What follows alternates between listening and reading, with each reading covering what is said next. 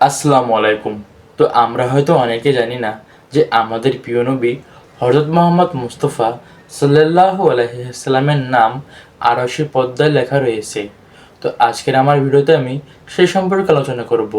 কিন্তু তার আগে ভিডিওটা ভালো লাগলে অবশ্যই একটি লাইক এবং আমাকে আপনার ছোট ভাই মনে করে প্লিজ চ্যানেলটি সাবস্ক্রাইব করে সাথেই থাকবেন।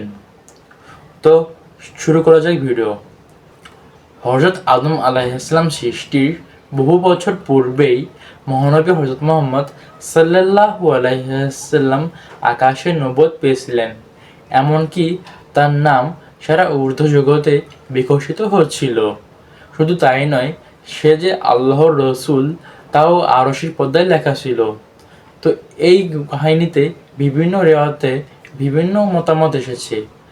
এই প্রসঙ্গে হযরত ওমর ফারুক রাদিয়াল্লাহু আনহু বলেছেন, একদিন বিশ্বনবী হযরত মুহাম্মদ সাল্লাল্লাহু আলাইহি ওয়াসাল্লাম রিওয়ায়াত করেছেন, হযরত আদম আলাইহিস সালাম যখন আল্লাহর বিরোধী কাজ করলেন তখন তিনি মহান আল্লাহর কাছে এরূপে প্রার্থনা করলেন যে, হে প্রভু, আমাকে আপনি মুহাম্মদের ওসিলায় ক্ষমা করে দিন। তখন মহান আল্লাহ তাআলা বললেন, হে আদম, তুমি কিভাবে মুহাম্মদকে চিনতে পারলে? আমি তো এমনকি তার প্রকাশ্য দেহ তৈরি করি নাই। তখন হযরত আদম আলাইহিসসালাম বললেন, হে প্রভু, আপনি যখন আমাকে বিশেষ কুদরতে সৃষ্টি করেছেন এবং আপনার সৃষ্টি আত্মা আমার ভিতরে প্রবেশ করেছেন, তখন আমি মাথা উঠে দেখেছি যে আরশের পায়াগুলোতে লা ইলাহা ইল্লাল্লাহ মুহাম্মাদুর রাসূলুল্লাহ সাল্লাল্লাহু আলাইহি ওয়াসাল্লাম লেখা। তখন আমি ভেবেছি, যদি আপনার সর্বাধিক প্রিয় না হতো তাহলে এই মুহাম্মদ নাম আপনার নামের পাশেই লিখতেন না।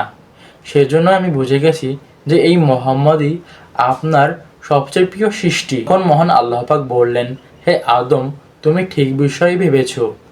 হযরত মুহাম্মদ সাল্লাল্লাহু আলাইহি ওয়াসাল্লাম আমার সবচেয়ে প্রিয় সৃষ্টি। যেহেতু তুমি মুহাম্মদের ওসিলায় আমার কাছে ক্ষমা প্রার্থনা করেছো, সেহেতু আমি তোমাকে ক্ষমা করে দিলাম। এবং জেনে রাখো যে মুহাম্মদ হযরতকে সৃষ্টি না করলে আমি তোমাকে বা দুনিয়ার কোনো কিছুই সৃষ্টি করতাম না। তো ভিডিওটা ভালো লাগলে অবশ্যই লাইক এবং কমেন্টে মাশাআল্লাহ লিখে যাবেন এবং ভিডিওটা বেশি থেকে বেশি শেয়ার করে দিবেন। আসসালামু আলাইকুম।